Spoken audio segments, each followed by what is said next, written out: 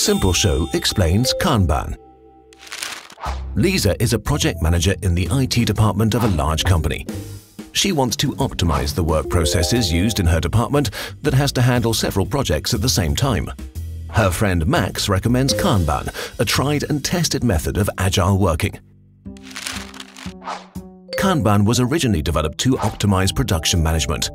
The method controls what, how much, and when things are produced. However, these days, Max usually uses Kanban to plan his work, teamwork, or projects. Here's how. In the first step, he visualizes the value chain with its different process steps depicted from left to right on a whiteboard, the so-called Kanban board. Next, Max divides all upcoming projects into smaller subtasks and attaches these cards to the Kanban board. The tasks now move across the Kanban board from left to right through the various process steps. To make sure that work in progress stays lean, he restricts the number of active tasks per step. Max can thus quickly see where bottlenecks form. No card is allowed to skip a process step.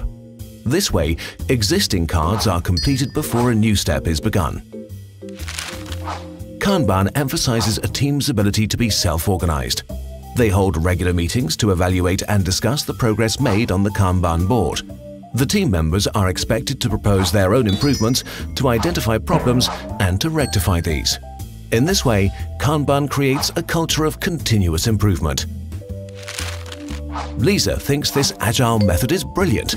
She only needs to apply a few simple principles, and she will soon find the task of organization much easier.